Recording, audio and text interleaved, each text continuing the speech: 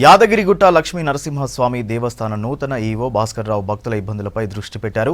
Queue లైన్లో భక్తులు ఎలాంటి ఇబ్బందులు ఎదుర్కొంటున్నారో వారినే స్వయంగా అడిగి తెలుసుకున్నారు. దర్శనం కోసం వచ్చిన భక్తులు టికెట్ ద్వారా వచ్చారా, ఉచిత దర్శనంలో వచ్చారా, ఎవరికైనా డబ్బులు ఇచ్చి దర్శనానికి వచ్చారా అని ఆరా తీశారు.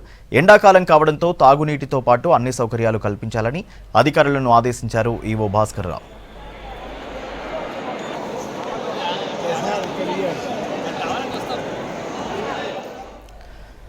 మొట్టమొదటిసారిగా ఆలయ ఈవోగా జాయింట్ కలెక్టర్ను అపాయింట్మెంట్ చేసింది రాష్ట్ర ప్రభుత్వం. ఇదివరకు ఆర్టీఓ స్థాయి అధికారిని మాత్రమే ఈవోగా బాధ్యతలు అప్పగించేవారు. యాదాద్రి భువనగిరి జిల్లా జాయింట్ కలెక్టర్గా ఉన్న భాస్కర్ రావును యాదగిరిగుట్ట ఈవోగా కేటాయించింది దేవాదాయ శాఖ.